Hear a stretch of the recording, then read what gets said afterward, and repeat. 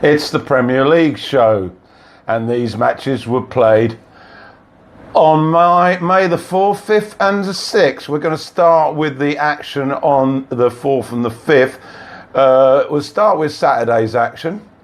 And we got started at the early kickoff at the Bet365 with Stoke desperate for a win against Crystal Palace to maintain survival in the top division. It was clear from the start that the Stoke players were up for it, and their challenges were feisty, and the desperate mood was evident in their play.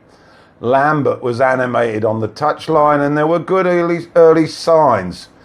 The tetchy, irritable affair led to a stream of free kicks, with some Palace players becoming very theatrical with their falls, which led to even more confrontations. But then on 42 minutes, a touch of real class. A Stoke free kick just outside the box and an exquisite Shaqiri special left Hennessy gasping for air. The stadium exploded into joy, and Shaqiri ran to the Lambert on the sides. Anyway, so they went in 1-up. The second half, and it was a different Stoke. They started to retreat into their own half, and it looked like they were trying to hang on to what they got. Big mistake. So Palace, of course, were chasing the equaliser, and inevitably, given Stoke's defensive record, it duly arrived on 67 minutes when MacArthur was at the far post and he grabbed the equaliser following a mix-up in the Stoke penalty box. Well, one each, and Stoke retreated even more, seemingly desperate to hang on to a point which could well be not enough. And they began to panic. And then Shawcross, a defensive howler, Van Aanholt pounces, the ball's in the back of the net, and Stoke are gone. The final whistle arrived, and they're relegated after 10 seasons in the top flight. Well, after that, the regular games seemed almost anticlimactic. But let's head down to the Vitality Stadium. Bournemouth met Swansea, the other side, desperate for points. Well, the Swans started briskly, and Van der Haan tested Begovic on 35 minutes. There was Cherries responded, and Francis, following a half-hearted clearance, curled the ball into the net, and that was 1-0 to the Cherries. On 40 minutes, Ayew had a great chance to equalise, but he managed to blast the ball over from 6 yards. Well, into the second half, and Swansea rarely threatened. And they can thank Fabianski for thwarting a Bournemouth second. So they slipped to another defeat. But Eddie Howe was pleased. His side are now safe at last. So to another relegation fixture. And this one was vital for Albion. They were at home to Spurs. Well, Spurs were well below their best, and Albion fighting for every ball. Few half chances began. Hegassi missed a golden opportunity with a header for Albion, and the response was that Eriksson tested Foster. Anyway, we ended up into the last 15 minutes and things got even more frantic.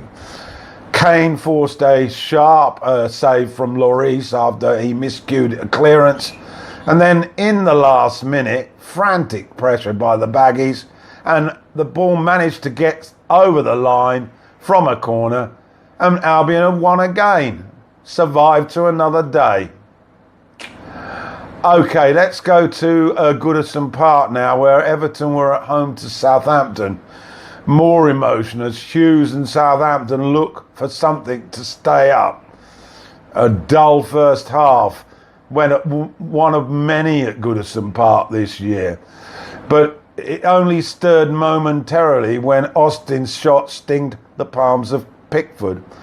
Into the second, and on 56 minutes, Redmond managed to head in for his first goal of the season. And Southampton were looking good for that lead. The Everton faithful responded with boos, and Everton certainly looked inept. However, a fortunate red card got rid of Yoshida, and it was a second yellow, and that seemed to G the Toffees up a bit. Of course, they didn't have Rooney. He was in the stands. And we got to the last minute, and then a Davis shot took a wicked deflection and ended up in the back of the net. This didn't go down particularly well with Hughes, who felt that the officials first gave a wrong decision and then allowed Everton to take the kick 15 yards further forward, which eventually led to the goal. He did have a point. Okay, now Leicester. Well, they were at home to West Ham, and the Foxes seemed to be already on the beach. As a consequence, the Hammers deservedly won 2-0. The first on 34 minutes, Joe Mario connected with an Arnautovic cross, and then a sweet strike from Noble on 65 minutes from outside the box, and it rocketed into the bottom corner. Moyes was happy and relieved. West Ham are definitely staying up. Watford at home to Newcastle at Vicarage Road, and the first 20 minutes the Newcastle's defence seemed to be still in the dressing room as Watford went 2 up with Pereira on 2 minutes, and on 28 Gray with a neat header, and it could have been 3 but for a fluff penalty by Troy Deeney. The second half was a different story. I guess that Benitez had maybe given them a bit of an earful, and they certainly came out much more positive. And Perez got a goal back for the Magpies on 55 minutes, and they went close to an equaliser, but Watford held on. Now to the Friday game that saw a determined and resilient show with fighting qualities from Brighton, who were at home at the Amex to Manchester United, and they came out 1-0 winners. Gross connected on 57 minutes for the only goal of the game.